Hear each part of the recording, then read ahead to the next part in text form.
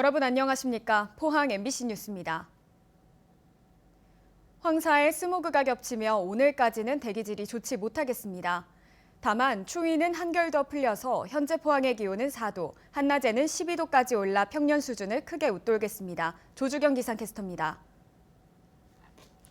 오늘 출근길에는 미세먼지의 안개까지 더해져서 시야가 답답하겠습니다. 곳곳으로는 가시거리가 1km도 안 되는 곳이 있겠습니다. 낮 동안에도 방무나 연무로 남아있는 곳이 있어서 교통안전에 각별히 주의하시기 바랍니다. 황사의 영향으로 오늘 미세먼지 농도는 나쁨 단계 유지하겠습니다. 반면 날은 더 풀렸습니다. 평년 수준을 웃돌면서 종일 온화한 날씨가 이어지겠습니다. 이어서 자세한 지역별 날씨 보겠습니다.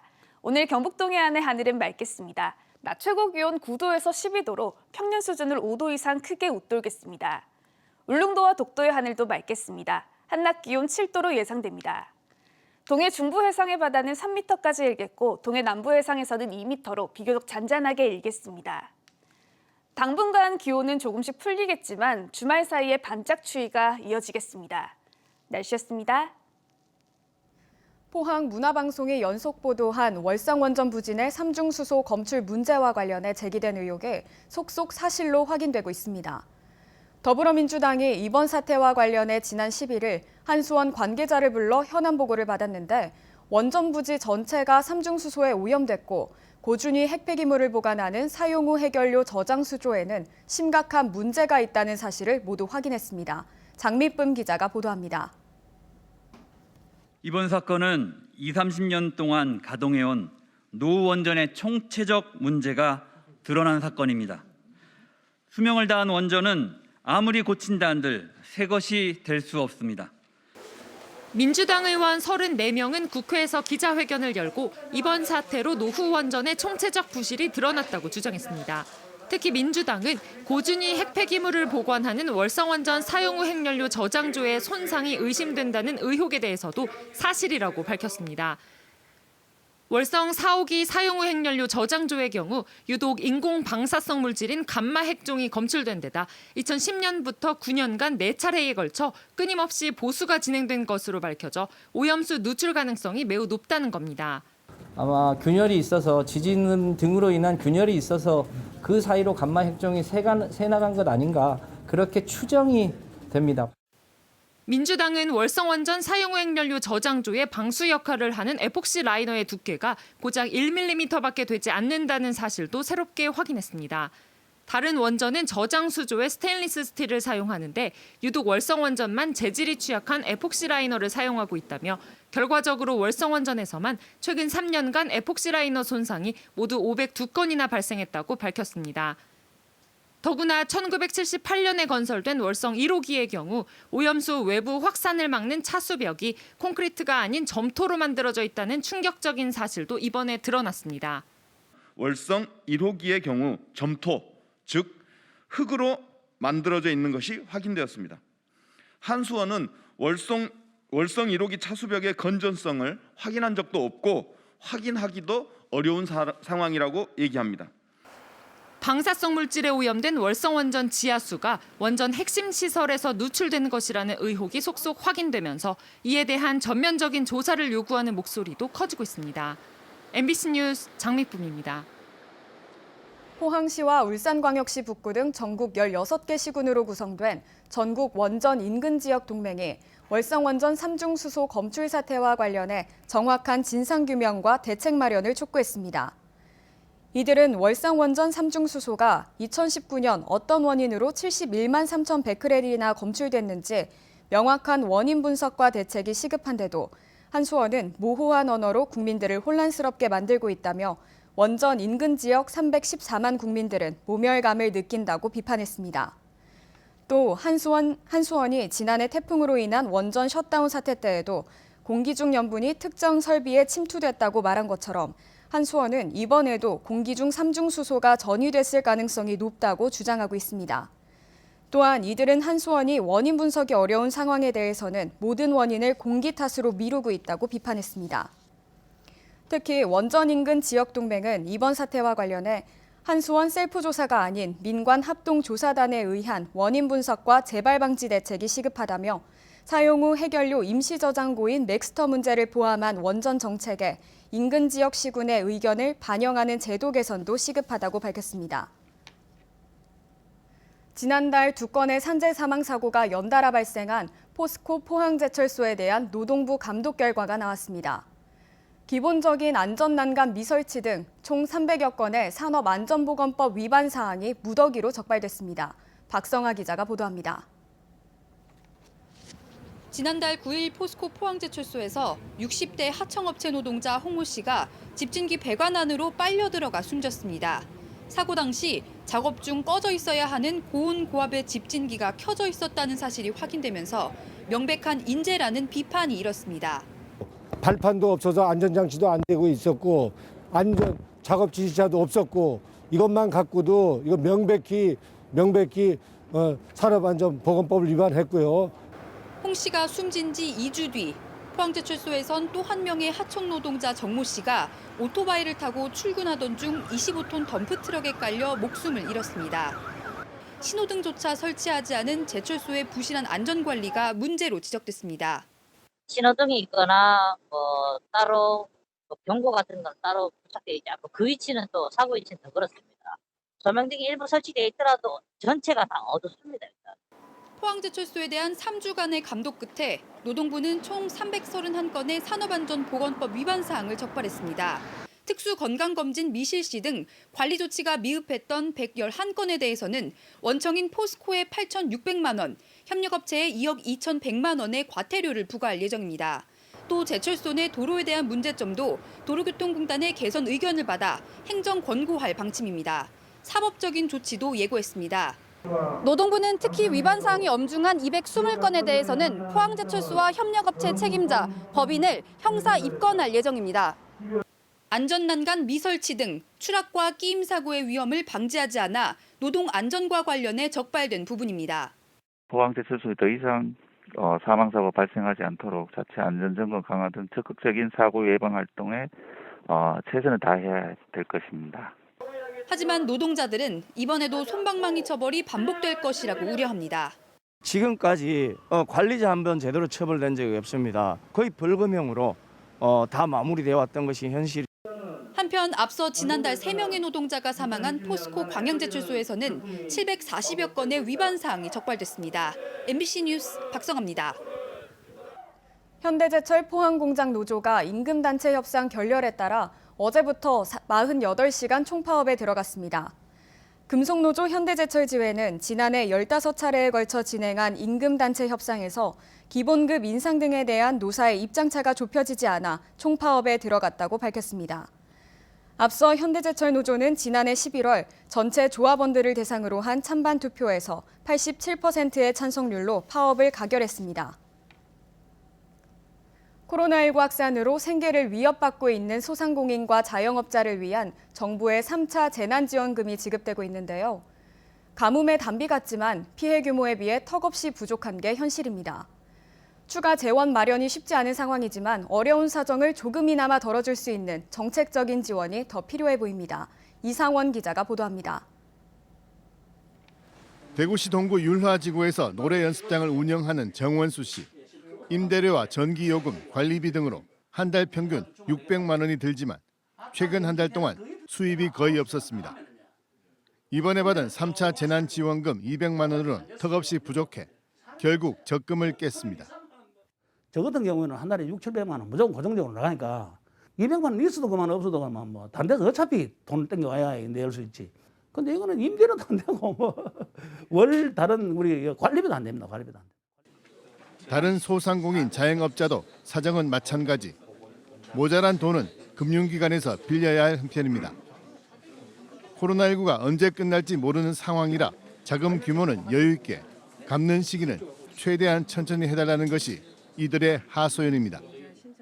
한시적으로 이제 한두 달 유지하는 데는 이제 밖에 채우려고 하지 않으니까 좀 금액이나 이런 것들을 조금 많이 해주시면 이제 유지하는데 지금 벌써 1년 지났고 올해도 언제 이게 정상화될지 모르니까 3년 뒤에 일시불로 갚거나 안 그러면 1년 더 이해해주고 그 다음에 일시불로 갚고 그런 식이거든요. 한 목에 갚지 말고 갖고 나서 한 1년 거치 해갖고 꾸준히 갚는 방법으로 그렇게 해야 된다고 생각합니다. 소상공인과 자영업자들을 위한 보증 지원과 금리 지원이 일부 진행되고 있지만 재원이 충분하지는 않습니다. 저금리 상품인 대구 코로나 특례 보증으로 약 1,400억 원의 보증 지원을 계획하고 있습니다. 대출 금리는 약 2%며 대구시 경영안전자금과 연계를 하면 1% 미만의 대출 금리로 이용하실 수가 있습니다. 코로나19 확산과 장기화로 큰 피해를 보고 있는 소상공인, 자영업자의 부담을 덜어줄 추가적인 지원이 필요합니다. MBC 뉴스 이상원입니다. 최근 대구의 한 선별진료소를 찾은 검사자 9명이 한꺼번에 코로나19 양성 판정을 받는 이상한 일이 있었습니다. 그래서 다시 검사를 해봤더니 7명이 코로나19에 감염되지 않은 것으로 확인됐습니다. 음성이 양성으로 둔갑한 건데요. 추운 날씨에 소독이 제대로 되지 않는 등 검사 과정에 문제가 있었던 것으로 드러났습니다. 조재한 기자가 보도합니다. 지난 8일 대구 남구보건소 선별진료소를 찾은 검사자 가운데 9명이 한꺼번에 양성 판정을 받았습니다. 최근 양성률 0.4%대를 고려할 때 이례적인 결과였습니다. 보건환경연구원에서 검체 검사를 다시 했는데 9명 가운데 7명은 가짜 양성, 음성이라고 최종 판정했습니다. 검사 당일 대구의 낮 기온이 영하 6.3도에 머무는 등 기록적인 한파를 보였는데 특정 시간대 검사가 몰린 데다 정상적인 검체 채취가 이루어지지 않은 것으로 파악됩니다. 검체 포장과 수송 과정의 일부 문제점을 확인하였고 한파로 평소 사용하던 스프레이 사용 불가로 겔 타입 소독제 사용에 따른 소독 효과가 일부 낮아졌을 가능성도 있다고 판단하였습니다. 음성으로 나온 7명은 치료시설에서 퇴원시키되 2주간 자가격리를 하며 증상을 살피기로 했습니다. 이들의 접촉자로 분류된 사람들은 자가격리를 해제했습니다. 올겨울 한파가 반복되고 있어 검체와 검사 과정에 세밀한 주의와 선별진료소 분산 방문 등의 조치가 필요합니다. 사전 예약을 통해서 선별진료소를 방문하시면 혼잡을 피할 수가 있기 때문에 검체를 이제 담아서 각 이 포장 용기에 담고 개별 포장을 하고 하는 과정마다 원래 손소독을 이렇게 해야 되는데 이 과정을 조금 더 철저하게 하면. 한편 어제 0시를 기준으로 대구는 13명, 경북은 24명의 신규 확진자가 나왔습니다. 코로나19 신규 환자 발생이 전반적으로 감소세를 보이고 있지만 종교시설이나 병원, 기업 등 밀접 접촉이 많은 시설을 통한 집단 감염은 계속되고 있습니다. MBC 뉴스 조재한입니다. 울진 신한울 3, 4호기의 발전 사업 허가가 다음 달이면 종료돼 사업 자체가 사실상 백지화됩니다. 울진군과 한수원은 허가 연장을 정부에 요청했고 환경단체는 신한울 3, 4호기 건설 중단과 함께 구체적인 탈원전 로드맵 제시를 요구했습니다. 임재국 기자가 보도합니다. 울진 신한울 3, 4호기 발전 사업 허가를 두고 논란이 커지고 있습니다. 신한울 3, 4호기 사업은 지난 2017년 발전 사업 허가가 났지만 탈원전 정책에 따라 백지화 대상에 포함되면서 건설 사업이 4년째 중단되고 있습니다. 건설 중단이 길어지면서 원전 의존도가 높은 울진 지역 경제에는 큰 타격을 주고 있습니다. 울진군은 건설 중단에 따라 지역자원 시설세 등 연간 400억 원의 손실이 발생하고 있다며 지난달 경상북도와 산업부에 신한울 3, 4호기 허가 기간 연장을 건의했습니다. 3, 4호기는 정부가 울진군하고의 약속이고 그걸 지켜야 되는데 정부에서 그걸 지금 애매하게 행동을 하기 때문에 우리 군의 경제도 살리고 또 우리가 3, 4호기를 통해서 앞으로의 미래 산업인 수소 실증 단지 실현을 위해서라도. 이에 앞서 울진 범군민대책위원회와 울진군 의회는 신한울 3, 4호기 건설 중단 결정과 에너지 기본계획 수립이 잘못됐다며 감사원 감사를 청구했습니다. 사업자인 한수원은 다음 달에 발전 사업 허가가 취소되면 앞으로 2년간 신재생 발전 등 신규 사업을 못한다며 신한울 3, 4호기 공사계획 인가 기간을 오는 2023년 말까지 연장해 줄 것을 정부에 요청했습니다. 반면에 환경단체들은 정부가 계획한 대로 신한울 3, 4호기 건설을 중단하고 구체적인 탈핵 로드맵을 제시해야 한다고 주장했습니다. 지역 경제 활성화와 그리고 관련한 보상을 하기 위한 법 제도를 갖추는 게 먼저겠고요. 그러는 것들을 바탕으로 해서 어쨌든 핵발전소로부터 벗어나는 그런 이제 정의로운 전환을 하기 위한 구체적인 계획들을 정부가 내와야 된다고 생각합니다. 산업부는 한수원의 요청에 따라 구체적인 법률 검토와 함께 허가 연장 여부의 적절성 등 여러 사항을 종합적으로 검토하고 있다고 밝혔습니다. MBC 뉴스 임재욱입니다. 포항시는 정부의 방역 지침에 따라 오는 17일까지 5명 이상의 모든 사적 모임을 금지하는 행정명령을 내렸으며 위반 시 과태료가 부과될 수도 있다고 밝혔습니다. 포항시와 경찰에 따르면 지난 11일 오후 8시쯤 포항시 북구의 한 점포에 모여 도박판을 벌인 5명에 대해 감염병 예방법 위반으로 인당 10만 원의 과태료가 부과됐습니다. 시 관계자는 이번 사회적 거리 두기가 마지막 고비가 될 수 있도록 시민들의 자발적인 동참을 당부했습니다.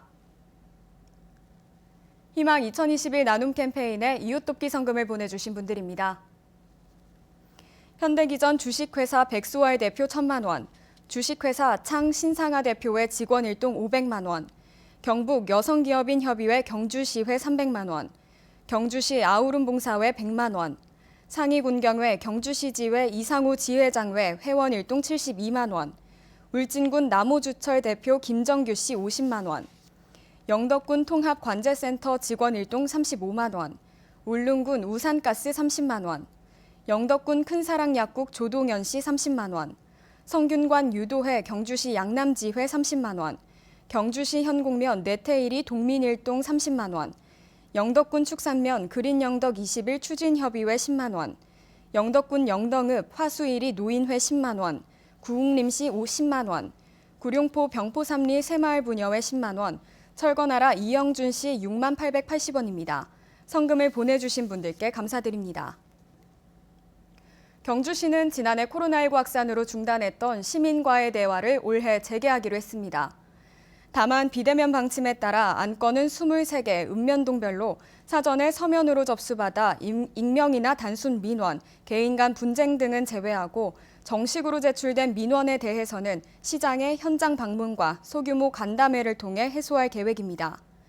경주시는 코로나19 사태 이전인 지난해 2월과 3월 진행한 시민과의 대화에서 330건의 건의사항을 접수받아 306건을 시정에 반영했다고 밝혔습니다.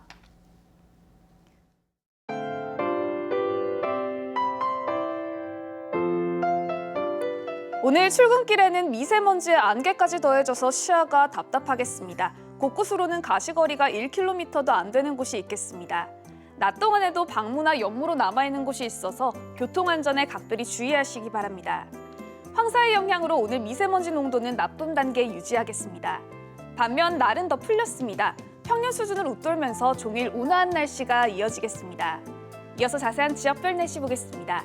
오늘 경북 동해안의 하늘은 맑겠습니다.